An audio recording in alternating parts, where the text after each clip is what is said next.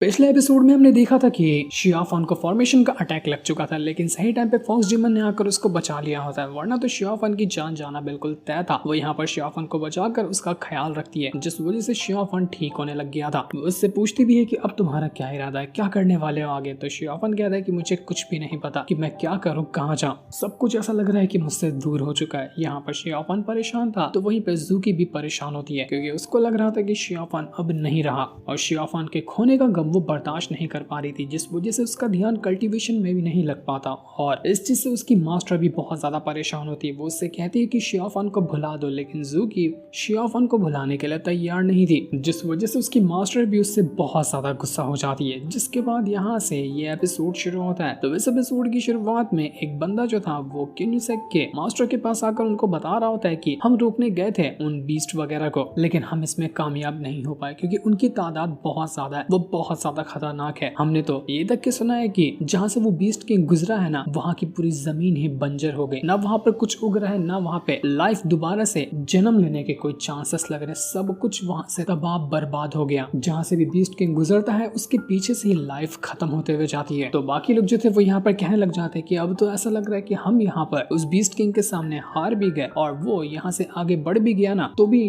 उसके जाने के बाद भी यहाँ पर हमारे बचने के कोई चांसेस नहीं रहेंगे। उसके जाने के बाद भी ये पूरी जगह बंजर बनी रह जाएगी। न जाने किस तरह की मुसीबत यहाँ पर आकर पहुंच चुकी है, कितना खतरनाक है बीस्ट किंग, इसके बारे में कोई सोच भी नहीं सकता। तो किन्यूसेक का मास्टर कहने लग जाता है कि जनरेशन से लेकर आज तक के हमारी जिम्मेदारी रही है कि हम दूसरे लोगों को प्रोटेक्ट करें, और प्रोटेक्ट करते करते ही हम अपनी जान तक के गवा देते हैं। तो अब यहाँ पर हम पीछे नहीं हटने वाले। वो अपने कुछ खास डिसाइपल जिसमें ज़ूकी और बाकी लोग शामिल थे उनसे कहते हैं कि क्या तुम लोग जिम्मेदारी लेते हो कि उस बीस्ट किंग को मार पाओगे? मुझे उम्मीद है कि तुम इसकी जिम्मेदारी लोगे। तो ये सुनकर वो कहने लग जाते हैं कि ठीक है मास्टर, जैसा आप कहें, हम अपनी तरफ से पूरी कोशिश करेंगे ताकि बीस्ट किंग और उसके जितने भी साथी वगैरह होंगे उनको खत्म किया जा सके। हम आपको निराश नहीं करेंगे। तो वहीं हम शियाफान को देखते हैं जो अपना आगे बढ़ाता, लेकिन तभी उसका जो बंदर होता है उसको भूख लग जाती है। वो कहने लग जाता है कि चलो वहाँ पर गाँव में चलते हैं और वहाँ से कुछ खाएंगे। तो शियाफान आगे बढ़ते हुए उसी गाँव के अंदर आ चुका था, लेकिन जैसे वो यहाँ पर आया हुआ था उसको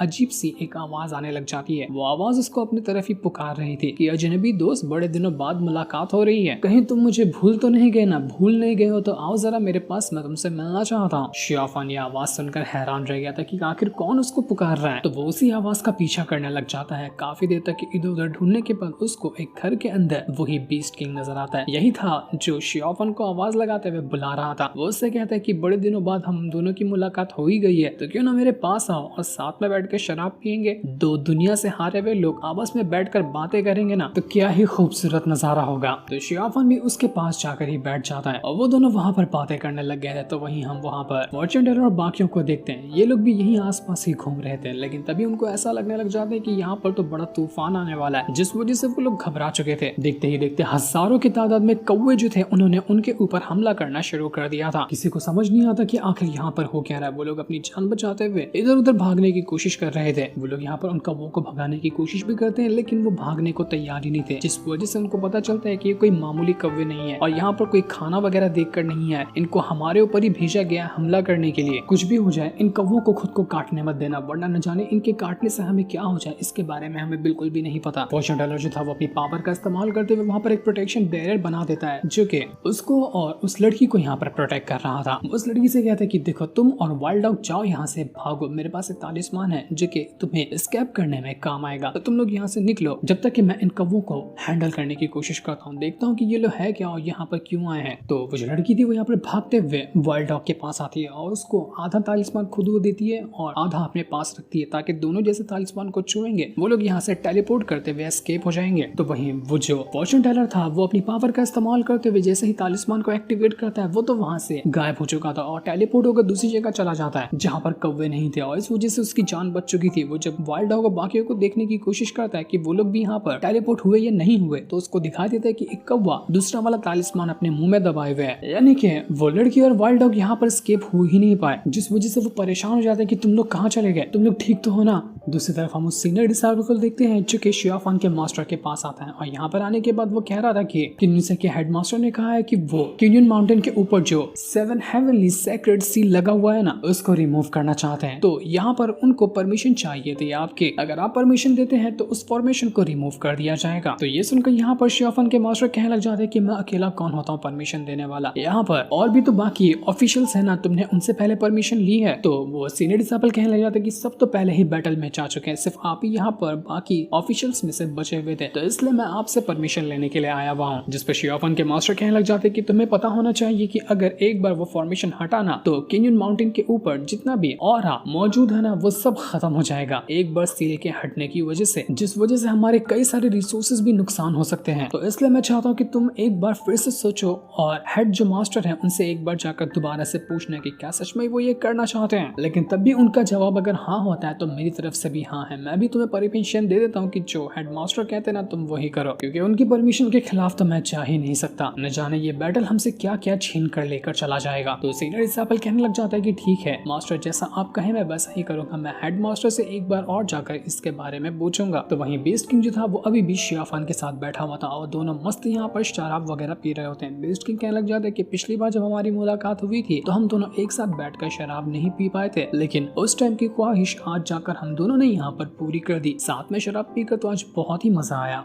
वैसे मैं तुमसे एक चीज पूछना चाहूंगा कि इस गांव से तो सारे लोग छोड़कर भाग रहे हैं, यहाँ पर कोई बचा ही हुआ नहीं है, तो आखिर तुम यहाँ पर ये गांव में क्यों करने के लिए आए थे? क्योंकि ऐसी जगह पर आना अपनी मौत को दावत देने के बराबर है। तो शियाफान कहने लग जाते कि देखो मरना अगर लिखा है तो यहाँ चले जाओ या वहाँ कहीं भी क्यों ना चले जाओ, मरना तो वैसे भी रहेगा ही, इसलिए मुझे मौत से डर नहीं लगता। तो बीस्ट किंग कहने लग जाते कि तुम तो अभी तक के वैसे ही हुए यार, जैसा पिछली बार हमारी मुलाकात हुई थी, अभी तक के तुम मरना ही चाहते हो क्या? कौन तुमसे रूठ कर चला गया जो उसके लिए तुम इतने ज्यादा उदास हो, तुम्हें मरने से भी डर नहीं लग रहा? तो शियाफान बीस्ट किंग से पूछता है कि अच्छा तो अब तुम बताओ कि तुम यहाँ पर क्या कर रहे थे, तुम्हें भी तो मरने से डर लगना चाहिए ना, क्योंकि शियाफान को अभी तक नहीं पता कि जो उसके सामने बैठा है वही असल में बीस्ट किंग है। तो बीस्ट किंग कहने लग जाता है कि मैं क्या, मैं तो बस यहाँ से गुजर रहा था तो सोचा यहाँ पर आकर टाइम पास कर लो, जबकि इस जगह को वीरान करने वाला इंसान भी वही था और यहाँ पर वीरान करने के बाद मस्त वो बैठ कर शराब पी रहा था। लाइफ बड़ी अजीब सा खेल है यार, कब कहाँ किसको किस तरह से मिलवा देती है ना पता ही नहीं चलता। मैं क्या कह रहा हूँ कि आज जब हमारी मुलाकात हो ही गई है ना, तो क्यों ना हम दोनों मिलकर 100 गिलास शराब पिए और ऐसे शराब में डूब जाए कि हमें दुनिया में किसी भी चीज का होश ही ना हो। इसी तरीके से हम अपने गम भुला सकते हैं और आराम की जिंदगी जी पाएंगे, क्योंकि शराबी एक वो चीज है जो हमारी सिचुएशन को हैंडल कर सकती है। एक नंबर का शराबी इंसान था ये बीस्ट किंग। शियाफान को भी कोई रास्ता नहीं पता चल रहा था कि आखिर वो जाए कहाँ, करे क्या, तो वो भी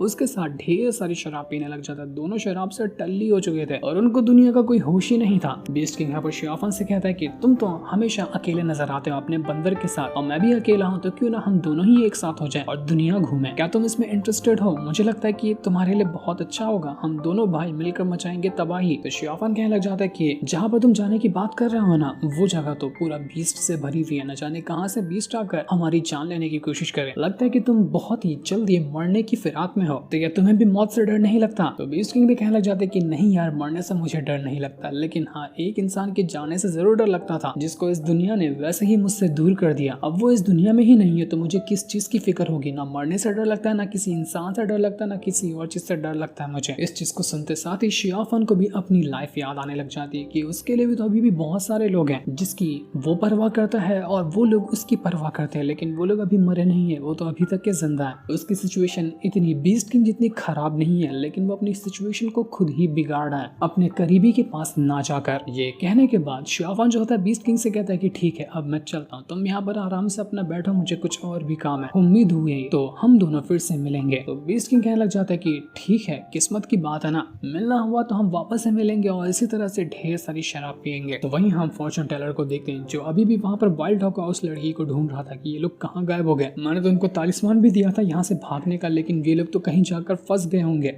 मुझे उनको बचाना होगा। लेकिन तभी फॉर्चून टेलर को वहाँ पर एक परछाई नजर आती है, वो किसी इंसान की परछाई लग रही थी और वो परछाई यहाँ पर फॉर्चून टेलर टेलर से कहने लग जाती है कि तुम तो बड़े कमाल के लगते हो, लगता है कि काफी ज्यादा नॉलेज भी हासिल किया, तो तब भी तुम यहाँ पर इन दो जवान इंसान के साथ क्या कर रहे थे? आओ जरा बैठो, मैंने तुम्हारे लिए चाय भी निकाला है। बात सुनकर तो ऐसा लग रहा था कि यही जो शैडो फिगर है उसी ने यहाँ पर वाइल्ड डॉग उस लड़की को कैद कर लिया होगा, जिसे देखकर तो फॉर्चून टेलर भी हैरान रह जाता है कि आखिर ये शैडो फिगर है क्या, ये अपने मेरे सामने क्यों नहीं आ रहा, सिर्फ इसकी परछाई ही मुझे नजर आ रही है। वो शैडो फिगर कहने लग जाता है कि वैसे तुमने मुझे देखा कैसे, क्योंकि मैं ऐसी शैडो हूं ना कि मुझे कोई ना देख सकता है ना कोई मुझे पहचान सकता है, लेकिन तुमने आसानी से मुझे देख लिया और मेरे बारे में जान भी गए। जरा ये चीज मुझे बताओगे कि तुमने ये कारनामा कैसे करके दिखाया? तो फॉर्चून टेलर कहने लग जाता है कि जहाँ पर हम अभी मौजूद है ना, ये जगह बिल्कुल एक कब्रिस्तान के पास बनी है, जो हजारों साल पुराना कब्रिस्तान है, और इस कब्रिस्तान का जो नेगेटिव एनर्जी है ना, वो मैं यही आसपास भटकते हुए महसूस कर पा रहा हूँ। तुम्ही वो इंसान हो ना जो कि इस कब्रिस्तान की नेगेटिव एनर्जी को खुद में एब्सॉर्ब कर रहे हो, और तुम्हारे ये पालतू कौवे हैं जिन्होंने हमारे ऊपर हमला किया था। हो सकता है कि तुम्हारा इलाका होगा जहाँ पर हम गलती से अगर पहुंच गए। तो शैडो फिगर यहाँ पर फॉर्चून टेलर से कहने लग जाता है कि वाह यार, तेरी बातें सुनकर मजा ही आ गया, मेरा तो पूरा कच्चा चिट्ठा खोल कर रख दिया तूने। मानना पड़ेगा, तेरे अंदर बहुत अच्छा टैलेंट है, तो किसी को भी देखकर उसकी कुंडली खंगाल सकता है। फॉर्चून टेलर से कहने लग जाते कि देखो बहुत अच्छा होगा अगर तुम यहाँ पर ना उन दोनों को मेरे हवाले कर दो, तो उसके बाद मैं यहाँ से चला जाऊंगा, ना तुम्हारा कुछ लेना देना रहेगा ना मेरा कुछ लेना देना रहेगा। तो ये सुनते साथ ही वो शैडो फिगर जो होता है दो कब्र को खोलता है, जिसके अंदर एक में वो लड़की और दूसरे में वाइल्ड डॉग बेहोश पड़े हुए थे, लेकिन किस्मत से उनको वहाँ पर होश आ जाता है। उनकी हालत तो खराब थी लेकिन उनको कोई गहरी चोट नहीं लगी थी। शैडो फिगर ने अभी तक उनकी जान नहीं ली। फॉर्चून टेलर जो था वो यहाँ पर शैडो फिगर से कहने लग जाता है कि आपका बहुत बहुत शुक्रिया जो आपने इन दोनों को यहाँ पर छोड़ दिया, अब मैं चलता हूँ, कुछ कभी काम हुआ तो मुझे बुला लेना, लेकिन अब मुझे जाना होगा। इतना कहने के बाद वो तीनों वहाँ से तुरंत भागने लग जाते हैं। फॉर्चून टेलर जैसे ही बाहर आ रहा था कि वो शैडो फिगर यहाँ पर जितना भी दरवाजा होता है पूरे के पूरे इलाके में सबको लॉक कर देता है कि चाहे कुछ भी क्यों ना हो जाए ये तीनों यहाँ से बाहर ही ना जा पाए। उसने तो तीनों को यहाँ पर कैद कर लिया था जहाँ पर ये लोग फंसे हुए थे। इससे थोड़ी सी ही दूर में शियाफान भी वहाँ से गुजर रहा था। जब वो वहाँ पर उसी कब्रिस्तान की जो नेगेटिव एनर्जी है उसको महसूस करता है तो वो कहता है कि ये इतनी ज्यादा नेगेटिव एनर्जी एक साथ पे क्यों जमा हुआ है, इसको तो ऐसे फैला हुआ होना चाहिए ना। ऐसा लग रहा है कि कोई यहाँ पर पावरफुल बंदा मौजूद है जो कि इस तरह की नेगेटिव एनर्जी का इस्तेमाल कर रहा है, लेकिन वो हो कौन सकता है और उसका यहाँ पर रहने का क्या मकसद है? फॉर्चून टेलर तुरंत ही यहाँ से भागने की कोशिश कर रहा था लेकिन उसको कहीं से भी जाने का रास्ता मिलता ही नहीं। वो जो शैडो फिगर था वो यहाँ पर कहने लग जाता है कि मैं अपना ना शांति से कल्टीवेशन कर रहा था, मुझे कोई डिस्टर्बेंस नहीं चाहिए था, लेकिन तुमने आकर ना बीच में मेरी सालों की कल्टीवेशन को भंग कर दिया। इसलिए तुम्हें क्या लगता है कि मैं तुम तीनों को ऐसे जाने दूंगा? मार डालूंगा तुमको और तुम्हें भी कब्र के अंदर डालकर तुम्हारी एनर्जी खा जाऊंगा। वो जितने भी कब्र वगैरह थे सभी को खोलता है और उसके अंदर से जितनी भी लाशें होती है वो बिल्कुल ज़ॉम्बीज़ की तरह बनकर बाहर निकल कर आने लग गई थी ताकि उन तीनों की यहाँ पर जान ले सके।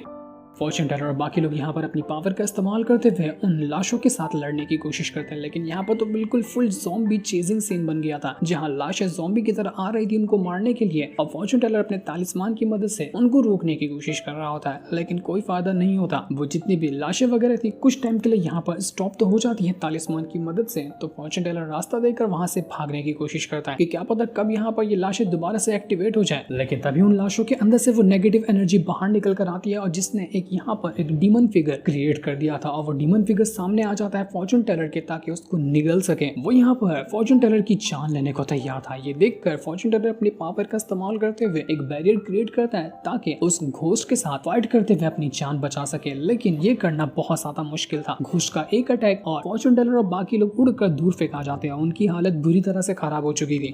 दूर से शियाफान सारा का सारा नजारा देख रहा था। उसको पता चल जाता है कि यहाँ पर कुछ ना कुछ तो गड़बड़ है और मुझे वहाँ पर जाकर देखना होगा। अगर शियाफान वहाँ पर आया तभी जाकर लगता है कि फॉर्चून टेलर और बाकियों की जान बचेगी, वरना तो इनको बचाने वाला कोई लग ही नहीं रहा था। फॉर्चून टेलर की हालत खराब हो जाती। जितना भी उसके पास ट्रिक वगैरह थे उसने उसका इस्तेमाल कर लिया था लेकिन कोई फायदा होता हुआ नजर नहीं आया। इसके बाद तो सारे के सारे कब्र जो थे वो एक साथ आपस में मर्ज होने लग जाते हैं और हजारों की तादाद में ताबूत ने उन सभी को ऊपर से घेर लिया था। जैसे ताबूत गिरेंगे उन सभी की धज्जियां उड़ जाएगी। सबकी हालत खराब हो चुकी थी। उनको उनका अंत करीब दिखाई दे रहा था कि नहीं अब तो हम यहाँ पर मरने वाले हैं, हमें कोई नहीं बचा सकता। लेकिन वो ताबूत वगैरह उनके ऊपर गिरकर उनकी जान ले पाते कि उससे पहले शियाफान वहां पर आकर पहुंच जाता है और जैसे उसने अपनी स्टिक की पावर का इस्तेमाल किया था सारी की सारी ताबूत जो थे उड़कर दूर फेंका जाते हैं और फॉर्चून टेलर और बाकियों की यहाँ पर जान बच चुकी थी। शियाफान को देखकर सभी लोग खुश हो जाते कि शियाफान तुम फाइनली यहाँ पर आ गए हमें बचाने के लिए। शियाफान फॉर्चून टेलर से कहता है कि अरे फॉर्चून टेलर मरने का नाटक मत करो, मुझे बताया कि तुम अभी तक के जिंदा, चलो फटाफट से उठ जाओ वरना क्या पता तुम सच में यहाँ पर मारे ना जाओ। फॉर्चून टेलर जो था वो यहाँ पर शियाफान से कहता है कि यहाँ पर तो तुम्हें बियाह नहीं मिलने वाली, तो तुम यहाँ पर क्या भटक रहे थे। तो शियाफन भी उसको मस्त जवाब देते हुए कहता है कि तुम भी तो अभी मरे नहीं हो, तो तुम कब्रिस्तान के अंदर क्या कर रहे थे। जिस वजह से तो उस फॉर्चून टेलर का मुंह ही बंद हो जाता है, वो आगे कुछ कह ही नहीं पाता। वो जो शैडो फिगर था वो यहाँ पर कहने लग जाता है कि एक और बंदा आ गया जो मेरी कल्टीवेशन भंग करने के लिए आया हुआ है।